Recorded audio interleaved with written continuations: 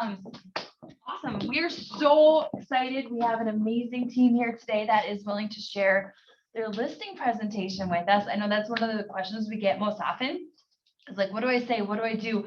How do I prepare? How do I prepare for this listing appointment? And we were talking last week and you were saying how you guys take a lot of the listing appointments you go on. So thank you for giving us your time and sharing with us what you do and how you do it, and giving us a mock listing appointment and sharing all your tips and tricks with our market center. We're super grateful to have you. So thank you. All right, we'll just jump right in. All right, sounds good. Well, I'm Tim. This is my business Hi, I'm partner, Allie. Where do we look? Right here? The camera's camera, right they there. can see you right Okay, here, perfect. but this is so you can look at them. Okay. And we've also brought one of our lending partner friends, Matt Bjorgum, with us today. He's going to be our seller. So, well, you got a listing appointment. Oh crap, now what? Yeah. Like, what do we do next? Nerves, dead ends. I believe that, one of the biggest things that you can do is be prepared. Noah, you want to go ahead and flip to the next slide for me? So basically, getting prepared for your listing appointment is the most important thing. A lot of the work is done up front and not necessarily at the listing appointment. Once you get in the door, you should have the majority of your work already done for done for the listing. So just getting to know the home intimately is going to be the next step. But learning this process of how to get to get in the door, how we're going to get in the door. So let's jump to that. Next one. Yeah. Please, thank you. Next slide. Matt Bjorgum, Guys, Bay Equity Home Loans. So Hi. he's going to be helping us today. I came to talk with you guys about this. I've been doing this for 25 years. I really don't deal with this side of the transaction very often. So I was really interested in, I've sold a bunch of houses, but I've never really it's always been a friend, like somebody like, oh, you're already in the industry here to sign these things. So I really wanted to see what a client's going to experience so that when I'm referring somebody over to Tim and Allie, that I can say, hey, this is I'm not going to tell them their presentation, but I can give them some heads up on what to expect. So it's always nice to be able to have a light on the path that says, hey, these are the next 2 steps you're going to see. Very cool. So let's go ahead and jump. Oh, go ahead, Allie. No, I was gonna say you can click to the next one because then you guys can kind of follow along. Okay, so we've had contact with the client. The client has either reached out to us or we have a referral from somebody. What we do next, I believe, is the most important part of the process. It's called the pre-listing interview. This happens via phone. We want to do this. We want to do this on the phone. So we get a referral. In this case, it's going to be Matt. He came to us, through one of our previous clients that we have worked with in the past, and they've mentioned that Matt needs to sell. We have already opened up that dialogue to have the conversation of, okay, we've made an appointment to have a phone conversation, if that makes sense. What we do, we get on the phone and we're going to immediately start asking Ford questions. How'd you get my name? What made you decide that you wanted to move? How we have a common friend here. We're just trying to basically create a little bit of a relationship there so that they get a little bit more at ease. Then we kind of follow up right from there. And I read this verbatim still. I don't have this memorized, but I read this stuff because I'm on the phone. I'm reading this right off there. If that's all right with you, I'd like to ask a few questions and then set up a time for us to get together. These questions are to help me prepare for our meeting and should take about 5 to 10 minutes. Is that okay with you? Yes. All right. I already have his name filled out because I know who I'm talking to. I know I will ask the address if I don't know it, but Matt, what is your property address? 13549 Birdsong Path, Rosemount, Minnesota 55068. Very good. Thank you very much. Are there any other decision makers that are going to be taking place in this transaction, whether that be a spouse? I'm the only one on the title, but there is somebody else who isn't on title that will be helping to make some Okay. decisions. And what's her name? Her name's Stephanie. All right, cool. Also, could I get her phone number and email from you as well? Absolutely. You won't have to share that stuff. Then I go into, why are you selling that? We're to the point now with both of our kids where, and I'm gonna treat this kind of like with my last house, we are on top of each other. I don't know if you guys have experienced this, but you walk into the house and it's not a comforting, like, hey, this is my castle. This is like, oh my God, look at all the stuff that we have. And we did that for long enough that I'm now to the point where it's either we're gonna move it into somewhere that's bigger so we can enjoy the things we have, or I'm gonna put it in the front yard with a free sign on it. And I don't want to give our stuff away, so we need to find somewhere where we can fit a little better. Okay, all right, so if you guys pay attention, it's a very important question to this process. That's their motivation. That's their why. And that's what we're trying to, we want to really capitalize on their why. We want to make sure that we are delivering why. We're going to give them their answer. When do you need to move, Matt? What's your timeline?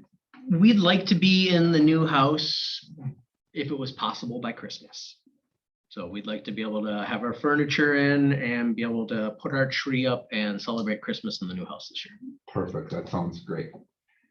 Again, we get a when. So that's an immediate question. You want to get these out of the way right away. Why and when? Then we're gonna go right into, could you describe your house for me? We are 5 beds, 4 bathrooms. They're not all full bathrooms. It's about 2,900 square feet without the basement. It is a 2-story. It's about 1/3 of an acre, and the basement is completely finished except for the furnace room. Okay, very cool. How big is your lot? Like 1/3 of an acre. Okay, very cool. What style of home would you say that you are? Like, what are you, a rambler? Are you a 2-story? That's a great question. Modified 2-story? I've been in all of them at this point now. I was in a rambler. We were in a split level. I've been in a townhome. This home's a 2-story. I don't mind the stairs. I'm not to the point where my knees and my back don't work enough yet that I want to be on 1 floor. So I don't mind stairs. Okay, how long have you owned your home, Matt? 3.5 years. Perfect. Helps us decide what kind of equity they have in their home. Okay. What sold you on your home when you bought it? What are your favorite features? What sold me on? I bought a foreclosed quarters house. So it's hard to say that. What was that price? I mean, was that the price was good, but it was more walking into the house and being able to see past all the junk, seeing where our stuff was going to be able to fit. So, what are your favorite features of the house? My kitchen, Kitchen? my whole first floor, my living room, family area where we hang out as a family together, and it all runs into the kitchen. It's just one big old room. Okay, That's so my favorite part of the house. when we're looking, he's just let us know what their favorite part of the house is. When we're looking for their move, we already have this answer. So this is just something, if we're moving, if we're gonna be representing them on the buy side, we have this answer already. Therefore, we don't need to ask. We're gonna look smart because we have the answers to this when we're moving forward for their search. Okay. Which makes so much sense because I've dealt with so many people who don't ask that question. And then you're looking at houses and they're like, well, don't you know that I don't want white cabinets? I want dark cabinets. And then you're back to starting all over, like you're starting the presentation all over again. Like, oh, well, we missed the ball on that. So I like that question. Okay, Matt, have you done any updating of the home or on the home since you purchased it? I tore the house down to the sheetrock and redid all of it. Perfect. Again, this is gonna give us a little bit more of a valuation, being able to come up with a valuation before we're in the house, before we actually get to the house, and you'll see why after a little bit here. If you were to stay in your home for another 5 years, is there anything you'd do to it? Add a deck. That's it. Is there anything else? How's the roof? Do you need, roof, mechanical, all that stuff? I'm dealing with a furnace right now, actually. Okay. Everything is like 16 years old in the house right now. Okay. The roof, technically, I'm waiting for the next hailstorm to come through so that I can make a claim. That's Aren't we all? Well, I literally had a guy at the house and he's like, if you would have called me before May, I said, I didn't own it yet. He's like, well, if you would have called me before May, we could have got you in on one of these last storms, but now I got to wait for the next one to come through so the roof is probably needing to be done. I'm not going to pay for it. It's something that'll get covered. I just got to wait out the storm. Okay. So with him answering, saying the deck is not on the home, this is going to be something that we look at as well when we're pricing it, what is going to maybe be a hang up for a buyer. So this is, again, these are just important questions that kind of give us a little bit of puzzle pieces to the whole thing. For a moment, pretend to be a buyer and look at the home through a buyer's eyes. On a scale of 1 to 10, how would you rate its condition? 10 being a model home and 1 being very poor. What would it take for, or sorry, go ahead and answer that question. I jumped ahead. Being everything's not complete right now, I'd give it an 8. It'll probably be a 9 by the time I'm done. Okay. What would it take for your house to be a 10? That's a great question. I guess maybe it is a 10. Maybe I'm just more critical of the work that I've done myself. I guess I haven't been out looking at, Okay. the pretty new model homes anytime recently. So maybe it's higher, I guess. Yeah. Okay. So, and that gives you kind of an idea of what the condition of the home is going to walk into. If somebody says a 5, you don't know what you're going to be walking into. I'm just letting you know Or right they now. could say 10 and you Well, I mean, yeah, it's just everyone's perception might be a little bit different, but one of the things that, we can kind of gauge is they're saying that it's an 8, or they may be modest and it might be a 10. When you're listening to them talk, you might be able to hear them, hear it in their voice that they're just a little bit more modest. And this is again where, as realtors, we need to start reading people. So that's kind of it's helpful tool. So you kind of know what you're walking into, but you don't always get a clear picture, but it gives you an idea. What are you going to be asking for the property map? I was hoping you were going to be able to help me with a little bit of that, but with what we bought and what we've got invested in and what I know is selling around us, probably 5, if not more. Okay. Bang, we've already have their target number in place. We know exactly what they want at that point. So he says 500,000. I know when I get off the phone with him and I look it up, I need to be able to make sure that we're getting somewhere in that realm. If we're $100,000 difference, meaning if it will only sell for 4, we need to be prepared to have that conversation when we get in the house. So that's helping us prepare his expectations and then what the reality of the market is. So that's something that's really important for us to do. Again, not rocket science, but a really important question to help them decipher or help us decipher what we're getting into. If they don't answer that the first time, you try to ask again, or do you just drop it? If they're what they're going to be Actually, asking for the no, property. Yeah. Yeah, I mean, I try and I'll try and smooth it over. Like, if they say, well, I don't know, I was hoping you'd be able to tell us. Well, what did you have in mind? Are you in the 300 range? Are you in the 400 range? Are you in the 600 range?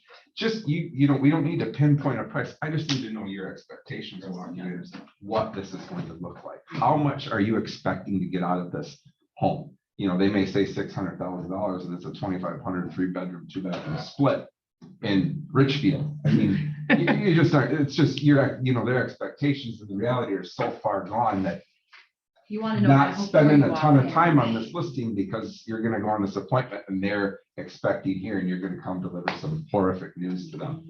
So, that's where you can kind of, help yourself not waste time. You own the property free and clear, or do you have a loan on the home? I have a loan. Okay. Have you had any recent appraisals? I had an appraisal done in July, maybe it was beginning of August, and they were not counting the master bathroom or any of the basement, and that came in at 478. Okay, very cool. So you have a copy of that in hand. Awesome. I would love it when we meet if you'd be able to have a copy of that ready for us. Done. Perfect. All right. Have you recently refinanced? I haven't. Okay. Wanted to chat with you before I made any decisions either way, which Okay. direction I'm gonna go. Perfect. Do you happen to know the approximate balance you owe on the property? Yeah, roughly 340. Okay, again, giving us price, what he's thinking, what they owe, what their equity position is looking like, gives us a clear picture on what the numbers look like on the home. So again, simple stuff, but important questions to ask. Can I add something to that? Absolutely. All of these questions, if you guys have a mortgage professional you're working with, this thing right here that he's filling out is like the Willy Wonka golden ticket. If I have one of these that I can go through, you guys have an appraisal, sweet, I can get a copy of that, or they can tell me what the value is on it. Have you refinanced recently? No, great, that's fantastic. So I know I'm not gonna have any credit inquiries I need to deal with. just all of the stuff that's on here, knowing approximately what they owe without having to pull a credit report, approximately what they're gonna end up, what they want out of the house, like, hey, you got 20% down on another $500,000 house already right here. You got 10% down on $1 million house, or whatever it ends up being. So it's, these are phenomenal questions. This is definitely something that you guys, you wanna have for not only yourself, but for anybody you're gonna be working with. And we'll send everybody a copy of this too, so you have one. Appreciate it. It's pretty awesome. Okay, the next question.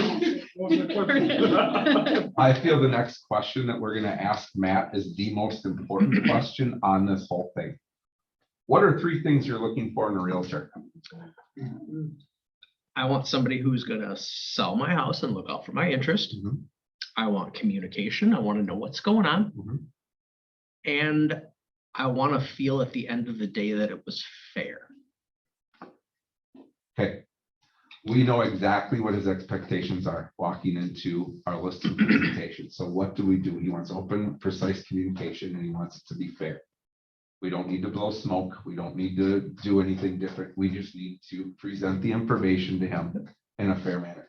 It's just, I can't tell you, that question literally tells you how you need to prepare for your listing or for your actual listing presentation. It's so simple, but you just have to ask the questions on the front end. If you spend the time on the front end, it makes your job walking into the listing appointment. You literally just dunk the ball in. You don't even have to do anything else. So Because it all comes down to reading people. I mean, that's who's your client going to be. Matt, are you interviewing any other brokers for this job? Potentially, you're the first. Okay. I've got some friends who do it, and at this point right now, we're just kind of exploring things. I was referred to you by Joe Bob and Sally Sue, and Okay. they used you, and they spoke highly of you, so you were the first call that I made. Okay, I appreciate that. If there are any other people that you are planning on interviewing, would you be kind enough to let me know when, Absolutely. who and when you're going to be interviewing Yes, sir. them? Like That I would be said, I great. want everything to be fair, so yeah, absolutely. Hey, Matt, have you ever considered going for sale by owner?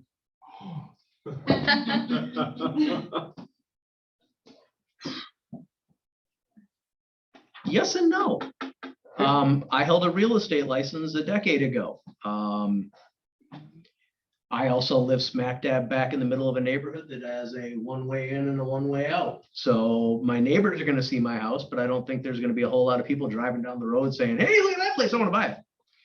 So yes, I've thought about it. No, I probably wouldn't do it. Okay. Now, I'm going to stop right there. This just is a question that you're going to ask and you're not going to spend a lot of time on. We don't want to get into the details of why you shouldn't for sale by owner. We don't want to try and sell yourself up. This is just your interview. We're going to prepare information. If they said, yes, I have considered doing this, we're going to prepare a packet of paper that basically overwhelms them. I'm not joking. I mean, this is what you're going to do is you're going to overwhelm them with showing time, with showing requests, with getting your photography done. Like you're just going to overwhelm them with paperwork. These are all the documents you could possibly see in a real estate transaction, and that stack is that thick. I mean, so you're setting yourself. You're not spending time on this. You're not trying to sell them. You're just trying to see if they've thought about it. If they've thought about it, you need to be prepared in that listing presentation to handle their objections. That's just all of that question is for. Have you ever sold a property before? If so, when? 8 months ago. Okay. Is there anything else I should know about your home? It was previously smoked in, and that's why we did all the renovations that we did. We've had the ducts cleaned and all that other stuff, but I would be very interested to know from somebody who's not living in the house when you do come see it, if you smell smoke in here. Okay, very good. Okay, Matt, help me prepare for our meeting. Do you have any questions for me? Not that I can think of right now, but I'll grab a piece of paper and I'll jot down questions that I can think of between now and our appointment time. Perfect, sounds great. So I have Thursday at 4 p.m. and I have Friday at 6 p.m. available on my calendar for us to meet. Which one works best for you? Thursday at 4 would probably be better because the kids aren't home from school until about 4:30. So we can get started. I can have stuff ready for them when they come home, and I can get them situated, and we can keep going with what we're doing. Sounds great. I'm gonna send you a calendar invite when we get off the phone here. And I get off the phone. I'm done. So we're done with that. So that's your pre-listing interview. Again, that's your Bible to walking into a listing presentation. It helps you now move forward. If we could pop to the next, I think we've got to move forward 2 slides now. Sorry, we didn't keep up with that. Okay. Okay, so now it's time for our homework, right? So now we're gonna kind of go into what we do here, and I'm gonna turn this over to Allie. She's kind of the brains behind all this. No, for sure. So yes, Tim is always kind of the front man because as you can know, he's very good at that kind of stuff. And I'm more of the integrator where I'm starting to do all the research behind the scenes. So we're definitely, looking up the home on the MLS. And then we always pull an RPR report too. We usually do a mini property report or a mini seller's report. I can't remember. Just a mini property Mini report. property, yeah. RPR is Realtors Property Resource. It's part of our MLS, if you guys didn't know that. So it's in your little tabs. And then I always look up on the county property records because I want to know what are you looking for? What do they have any assessments on the property? You can usually pull from there. Just doing all the research you can. I also go in and I look up. We look up a home on Zillow too because that's usually what those homeowners are going off of is that estimate. So you want to make sure you know what number they're going off of and being able to have that education to talk them off of the ledge or whatnot. And then I look them up on social media because I am weird like that. But I want to find a common ground. So, okay, they have kids. Okay, they are into football or they're into this. So that when we go to that listing appointment, or if we have a mutual person that we know, being able to silently bring that up. We just won one this year where they had adopted a kid from the same place. And I was like, oh, I sold their home for them. And then we instantly won them over. So just doing homework on that. And then, yes, doing the CMA and pulling the comparable homes off of that as well too, and creating that sheet of the summary of all the averages and whatnot too. And then I usually study the photos from when it was previously listed because I think that it's important to see all the updates that they have done because a lot of the times if they're not organized, they forget to tell you everything that they've done too. And then, yeah, we drive by and see the neighborhood. I typically kind of take these last 2 on the same step. Okay. So one of the things that I think sets us apart from other people is we put this nice, neat package together for the seller. RPR report, market analysis. We'll put in all of the listing paperwork, not filled out, just blank copies of the paperwork that's in this. We do this either hard copy, depending on the age of the sellers, hard copy or on a flash drive. What we'll do then is we take this information, we drive it to the house the day before the listing appointment. So if Matt's is on Thursday, I'm going to drop this off on Wednesday night. What I do on my way over there, I call and say, hey, Matt, I'm in the neighborhood. I've got some information I want to drop off before our appointment. Is it all right if I just swing by really quick? I'm just going to leave it on your front step and ring the doorbell and I'm out. No need to have a conversation. I just want you to have this for our meeting. So I drop this stuff off. Therefore, they have all of this stuff already in there. They're salivating. They get it and they rip it open and they're looking through everything. Like, what is all this stuff? And basically they flip it, that RPR report, and they want to see that number. What's this house worth? That's all they're interested in. They want to know that number. But what we've done already by just dropping it off prior to our listing appointment, you're ahead of 95% of your competition. You literally you've set the expectation that I'm prepared and I'm going to make you prepared for our meeting. So that is super important to develop that rapport with your client right from the get-go. You're setting yourself up to be successful and to win them over very quickly. Just with that piece of it. I think that if you take one thing out of this, that truly is about the most important piece of this whole process. Drop your listing brief or drop your paperwork, drop your stuff off the day before your listing appointment. This Simple. home I'm in is the 24th home I've owned since I was 18, and that has never happened Yeah. in any of the homes I've ever sold. Mhm. Not one time. Do you ever pay people to drop it off for you? Yeah, you can use a courier service. Courier? Yep. Or- Yep, or another agent that lives in the area, flip them $50 or a gift card or whatever, like, you know, I mean, just make it easy on yourself. I like to do it myself if it's not a sphere, like if it's not somebody in my sphere, I like to do it myself, therefore they see my face or Allie's face, they get to see that before that happens, you know, typically we say, we don't need to talk to you, but they're waiting at the door anxiously when, you know, I'm 5 minutes away. Yeah, they're literally standing there with the door open. You know what I mean? So, And when you drop it off, you're dropping off all that stuff there? yeah, so typically your RPR report, you know, we pull the tax stuff. You pull that stuff. We're gonna pull, and we can basically kind of, do we have it? What We put in our seller's guide too, so they can kind of get a feel of, well, what do they offer off the front end of it? Mhm. It just kind of gives them an idea of who we are, gives them an idea of their number, like, you know, and then again, all the paperwork, all the contracts, the disclosures, all of that. Give them a hard copy of disclosure. That way you're already prepared. You don't have to even think about that, you know, because when you show up to that listing appointment, that folder is going to be sitting right on their kitchen table, waiting for you. They've already looked through it. Or they haven't. And if they haven't, they called their house at 10 and it's not. Exactly. So, and then what we kind of bring here, so all of our branding, we keep it all very the same, consistent. Our social media is all consistent because they're looking you up on social media too. So we usually have a nice leather folder that we put everything in. And we drop that off, like he said. And so what do you actually bring to that appointment then? Your computer, because they're going to be like, oh, we saw the house down the street. Well, you don't know what the house down the street is. So being able to look that information up quickly. And then a notebook and a pen for all your notes and whatnot. And then we do our listing presentation. So we don't always go through our whole listing presentation when we're there because we're talking and getting to know them most of the time, because that's what it's all about, is winning over with your personality. I mean, I could just add in, I think, you know, I'd like to talk a lot, if you can't tell.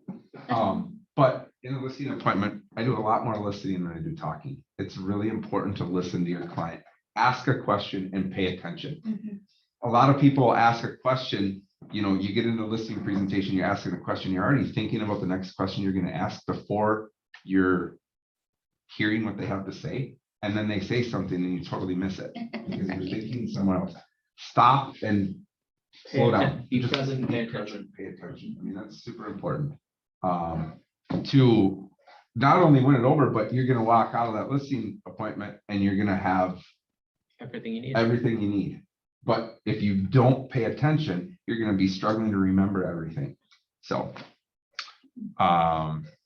and then an estimated net proceeds sheet, just with 3 different scenarios in there. And it doesn't have to be their exact number, but just ranges for them. So they have something to look at, because from that pre-listing interview sheet, you have already know how much equity that they have in the home. So, yeah, and I mean, we're talking, you know, 450, 500, 550. right.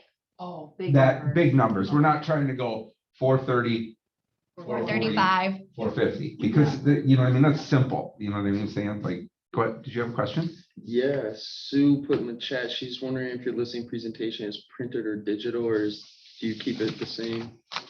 It's digital. Sometimes we'll print it out if it's an older seller. You do it on your computer. Yep. And typically, I'm just going to tell you, everything goes as planned until it doesn't, right? So you get in the listing, you're prepared. You walk in and you have this great listing presentation, and then, you know, something happens. Kids come home, or there's a distraction that happens, and all of a sudden you get thrown off. You need to be ready to be on your feet, you know, to think on your feet and adapt and adjust whenever you're in there. So, And I always email it to the client afterwards, because they're not going to remember anything you said anyways. for sure. Okay. I know one realtor, John Sauber, he says he has a cord where he can hook it up to the client's TV, or I think he talked about having a mini projector as well, just so it's like you're at the table and then also you're like it's kind of hard if No. buyer or sellers are right there. Keep it simple, you guys. Yeah. You start trying to do all this extra stuff and something goes wrong with technology, and then you're spending time and it's more of a distraction than anything else. You're trying to sell yourself, not your technology, not your listing presentation. Keep that in mind. You know, I mean, don't get too complicated with it. Like I said, we open that listing presentation up, but by page 3, we're typically off somewhere else and not following that. So, you know, again, it's just learning this process, getting comfortable with it. You want to go through this or you No, want? for sure. And just your appearance. I mean, like, you don't have to drive the fanciest car. I did learn from like $1 million agents though that they do pay attention to your shoes. So make sure you don't have dirty holes. Flip-flops. Yes, exactly. Be organized, kind of like Tim had said, like the cords and all that are nice, but if something goes wrong, just, oh crap, now I don't remember my script or anything like that. So just make sure you're prepared, be confident. They can tell when you're not confident, and yeah, be personable, be relatable. I think that's the most important one. And just have fun with it. And that's where he's really handy. So if you ever need to borrow him, feel free to borrow him. Him for hire. Oh, and you know, yeah, right. You know, and it goes down to, you know, your first couple listing appointments. I mean, I'll be honest with you, I crashed and burned on my first few. I had no idea what I was doing, no idea. And walked in and, you know, they were asking questions. I had no idea. I can't remember. It was a while ago, but they were asking questions. I had no idea how to answer them. And, you know, I just was like, you know, guys, I don't know, but I can find out, you know, and I mean, you just crash and burn a few times. But again, like Allie said, if you're not confident enough, if you don't feel like you can walk in and answer the questions for them, by all means, grab somebody to bring with.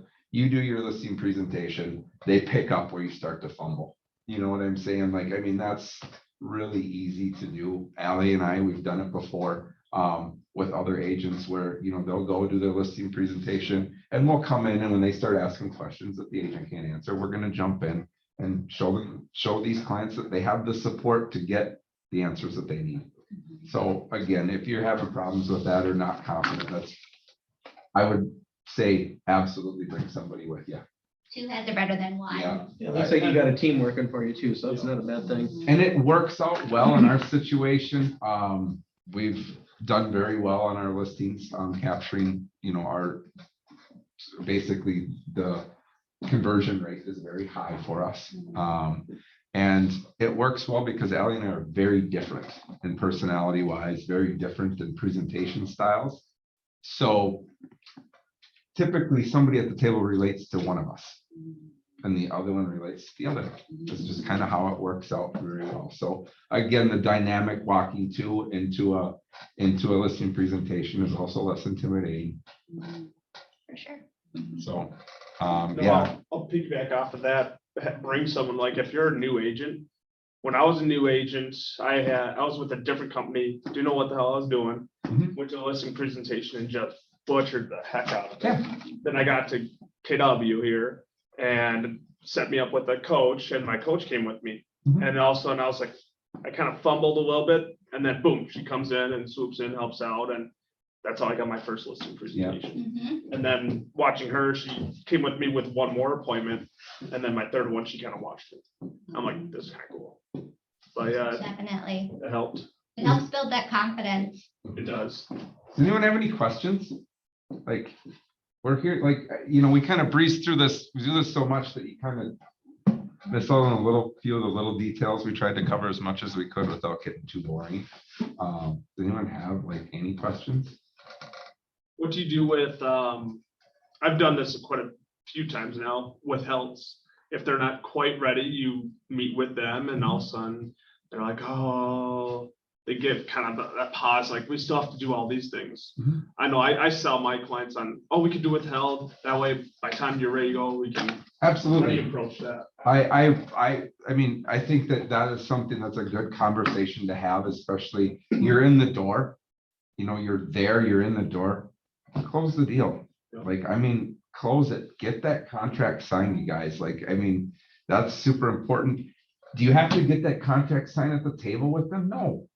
You can walk out and know that you have time to go put it up on a sign and send it over to them. And then you give them a call and go through the paperwork that way if you need to, or a Zoom.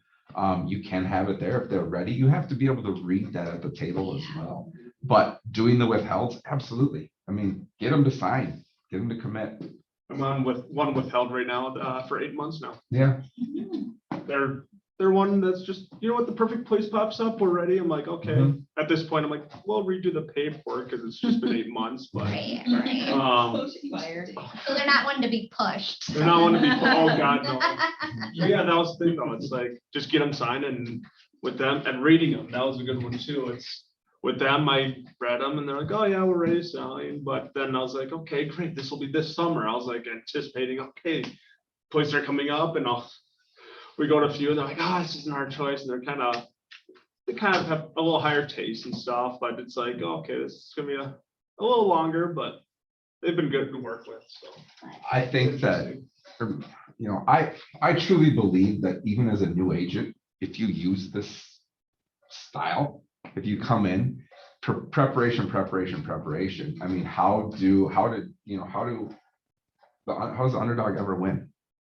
You prepare and you prepare again and you prepare again, you know, just gather all the information that you can and then, you know, use it. I mean, you have to just keep preparing yourself. You can't go in expecting to win against a 15-year seasoned agent if you're brand new in the business without preparing for it. You just can't. I don't care how good you are. They know more. They're going to have more vocabulary. They're going to have answers to questions that you can't answer. But if you're prepared and you go into this with this preparation, giving them all the documentation up front, you know, giving them, you're a step ahead of your competition already, regardless of how seasoned they are. So That pre-list packet though is gold too. mhm, Like I haven't done one, just listening to you talk about that, I'm like, oh, shit, I haven't done that in a while. mhm.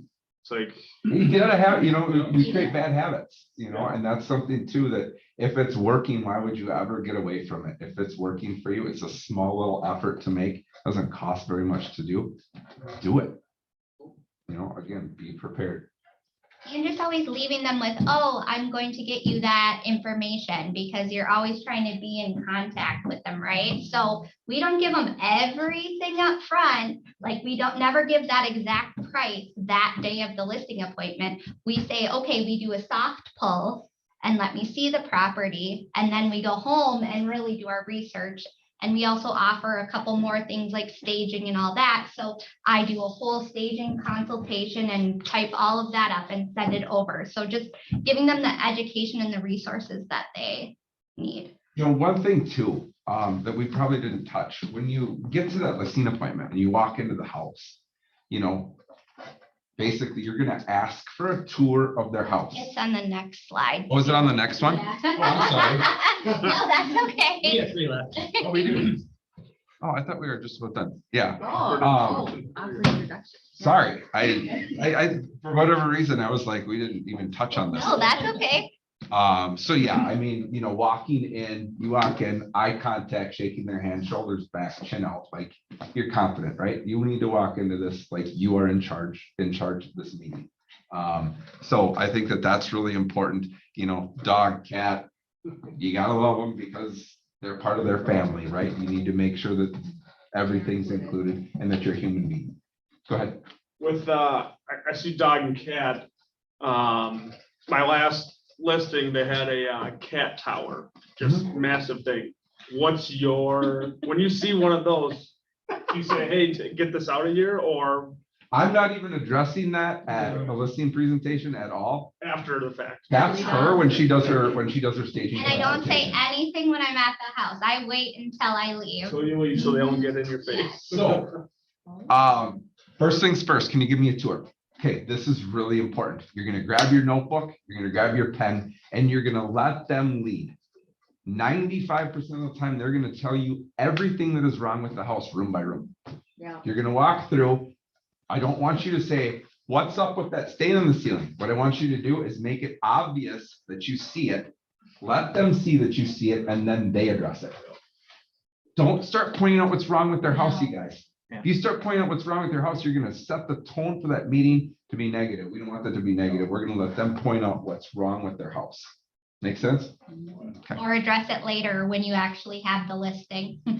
Yeah, and Yeah. again, the less you say during the tour, the better. Let them talk, let them run the conversation, let them take lead there. Sit at the table. I don't know. Don't We just do drive into the the metrics. board questions again. We just get to know Yeah. them. We don't even talk about numbers or the house or anything. We just ask them what they do for a living and Yep.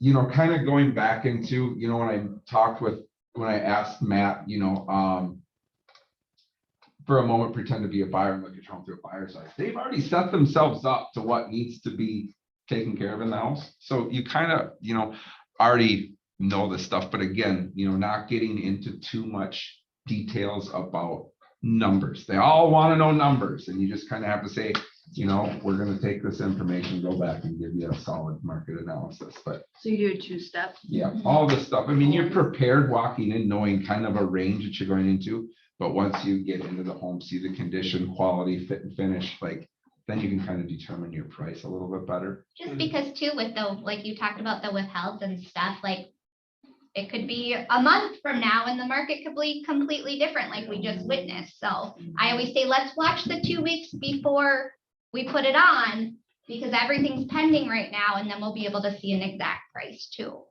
How often does this presentation turn into a listing agreement being signed right then and there? 95% of the time.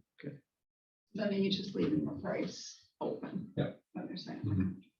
Yeah, I mean, guys, the market brings what the market brings. I Yeah. mean, you know, You don't we have all know control. that. Like, you don't know exactly. We're there to kind of advise and give again a range. What is this going to sell for? We're going to agree on a list price and know that the market's going to bring what the market brings. And we're working for them. And if they have a price in mind, and we can say, we don't think that, but we can try that, you know, like you don't want to lose out on a listing. Granted, if it's 100,000 difference, but In talking pricing strategy with them, a lot of times you can talk them off the ledge of wanting to list high.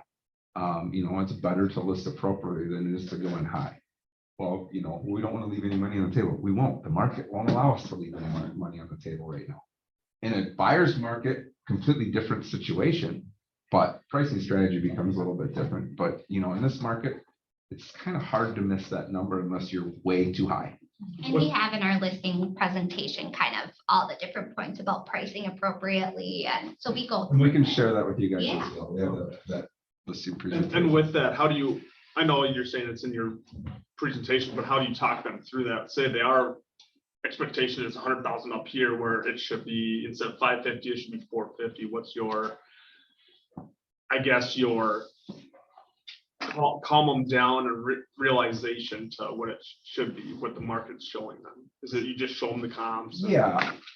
I mean, I think it has a lot to do with showing them the metrics. Like, I mean, you literally have the information right in front of you. This is why you can't, you know, and pull up 550 comps right there and say, you're comparing against this new construction home.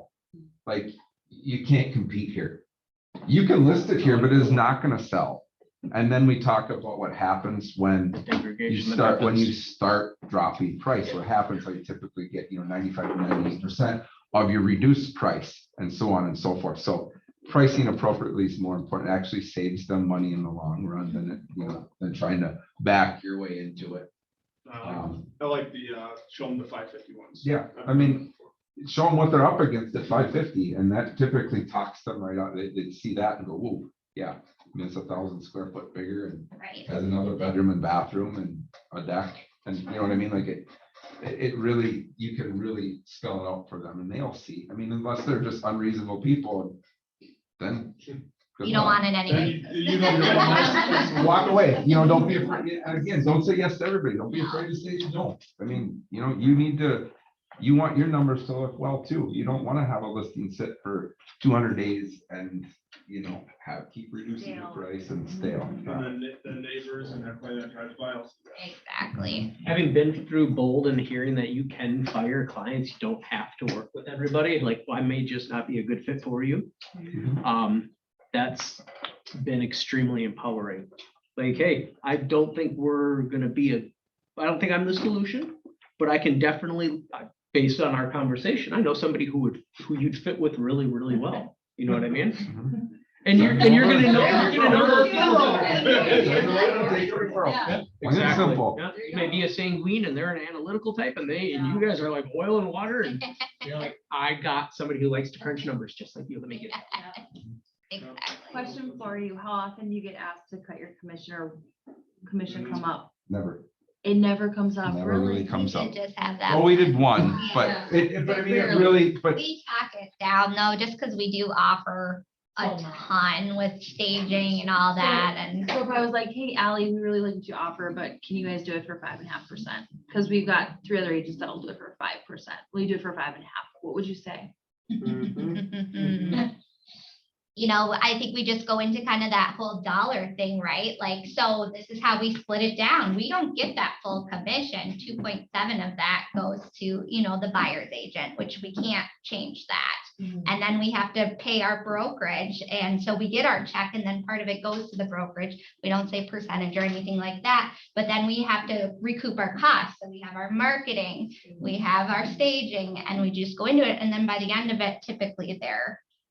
We get it. so Lisa, if I asked you to come to work tomorrow, and take a 10% pay cut, would you be okay with that?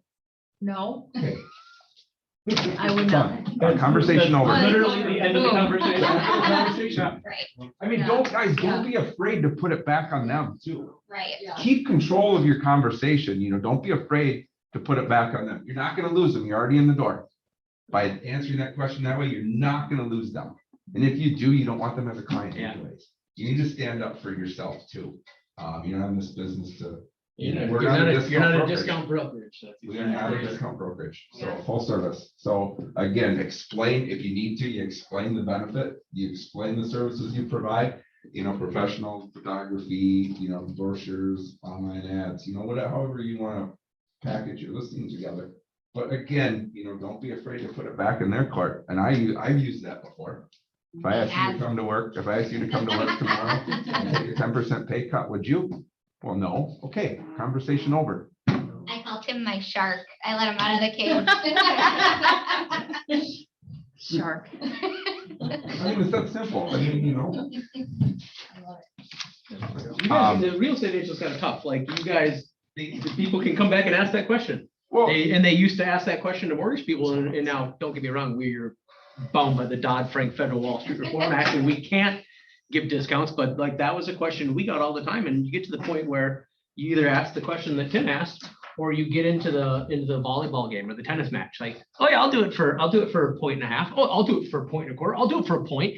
And eventually you're like, I'm doing your loan for free and now I'm angry and I really don't want to service you and I don't want any referrals from you because you're gonna go tell everybody under the sun, I got this guy to do it for nothing. Yep. And I'm not a do it for nothing guy. And I don't think anybody should be. If you were gonna be a do it for nothing person, I'm sure you can find a better thing to be a philanthropist.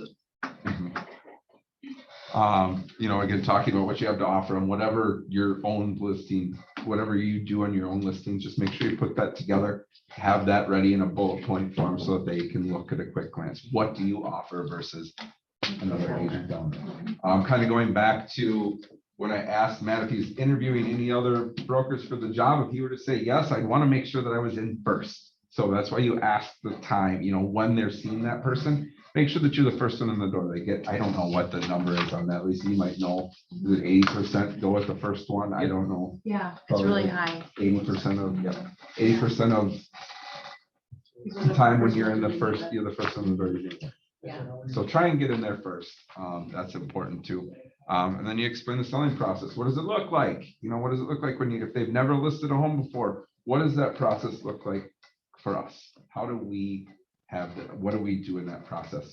As far as going down to showing time, do you guys want us to approve? Do you want to approve the showings? We get into all of that stuff, how the photography works and what we're going to be asking, open houses. When you do get that listing, it typically goes, we list it on a Thursday, no showings allowed until Friday. We have an open house Saturday, open house Sunday, reviewing offers Sunday night or Monday.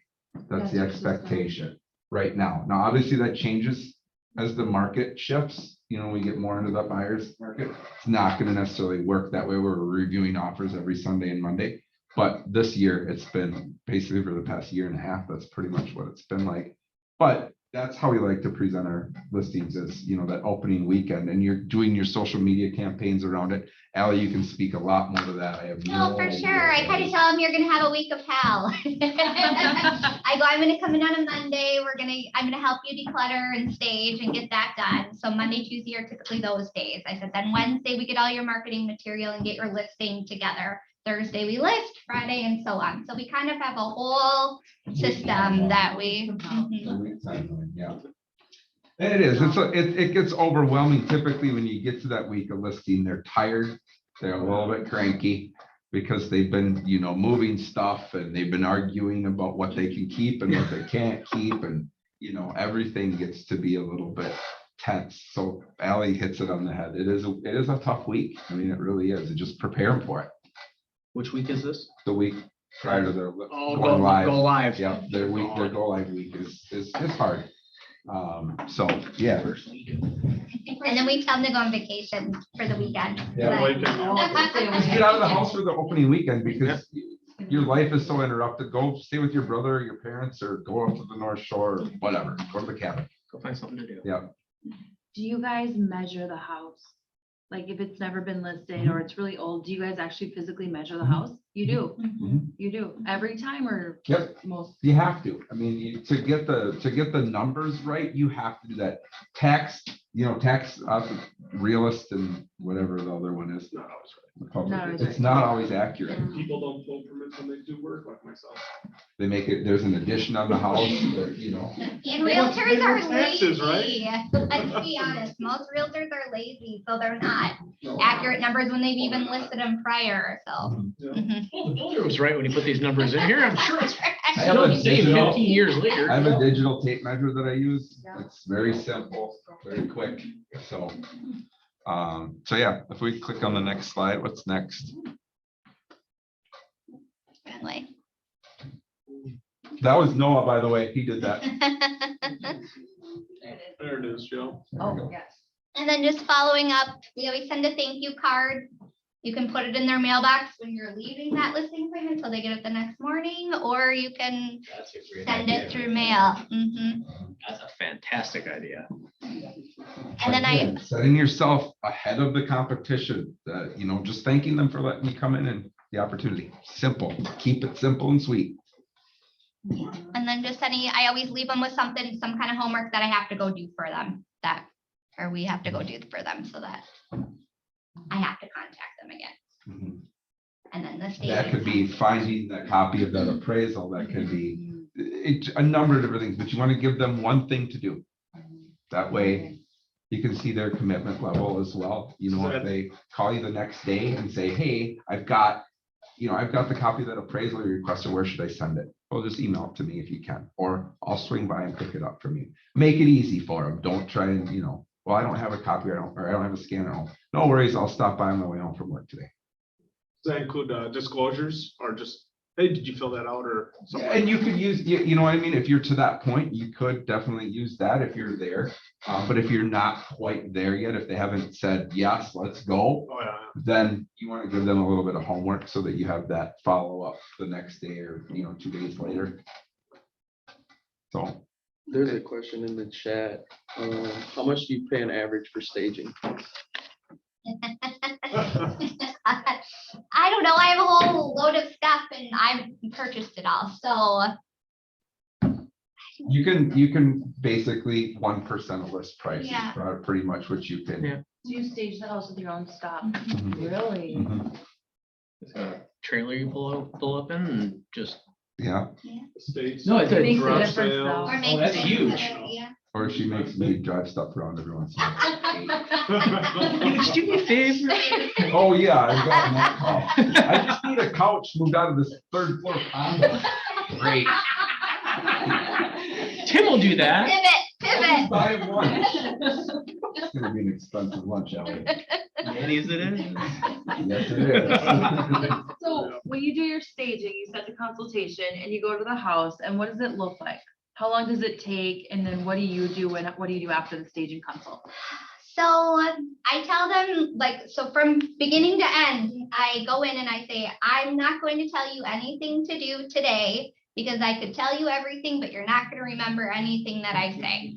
So then that gives me an idea. I take video while I'm going around because I'm going to forget when I go home to what they had, like the cat tower, right? Not that I wouldn't forget the cat tower. Well, then being able to like think about the things that you're Right, gonna reposition. Exactly. I can yeah. reuse that and we can clear all the junk off of it. And that's a cool thing that somebody's gonna Exactly. And then you don't have to be the bad guy either when you're at that appointment. And then you put it into a pretty presentation and they can look through it later.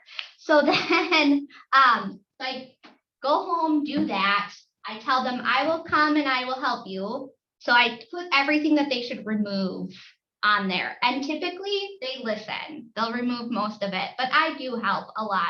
I've cleaned entire houses because again, this is our name also going out there. So we want to put our best foot forward with our presentation and get them the most money too. So, yeah, I mean, I wait till appraisal is over and then I collect everything and take it out And guys, if that's something you know, staging helps. It really helps. I mean, we all know as realtors, the staging brings typically 10% more than an unstaged home does.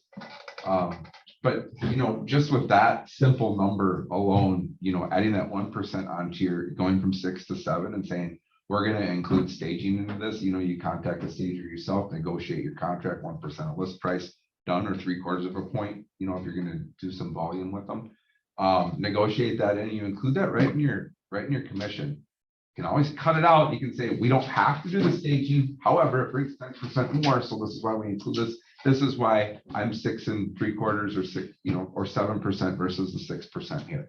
We include staging. And I was wondering where the staging was coming in. If that was something they were you're just like, hey, by the way, we're gonna have somebody stage and Mhm. you're gonna get whacked. or it's Yeah, just- I mean, you know, we have the luxury that Allie does this. Yeah. And she has this accredited staging, I don't know what it's called. But you're right. An accreditation. She's got an And insignificant. I've just been doing this now. I did new construction prior, so I had model homes and I've collected everything over the last decade. So you collect a lot even from your own house, I feel like. Mhm. What if they have too much clutter? Like, what do you do with it? Where do you put it? The garage. Home Depot black and yellow bins. Or a bonfire in the backyard. Actually, oh, you want that one cabinet anymore? All right, bonfire. And I'm usually, when I go in and stage, I put stuff in piles for them and I'm very nice about it. I just say, oh, there was too much stuff on here. So I have a little bin for you and here's your stuff. Do something with it. Mhm. And then the go bin for when their home's listed. This is another thing that I've learned from Alice. Kind of cool. You can kind of tell them, keep a bin in the kitchen. And then if you get a showing request, you need to boogie out, everything goes in the bin, goes in the car, out the door. Like, Yeah. that's simple. That's a handy little tool for them that maybe another realtor is not going to tell them. You know, you try and give them little tokens that they can take with them. That's another one that can be helpful as well. So we're just about out of time here. I didn't realize we were going to talk for an hour. So any other questions?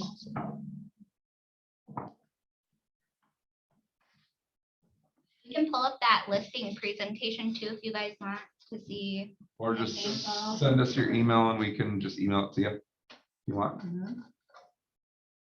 Send it to Allie. Don't send it to me because I won't email it to you.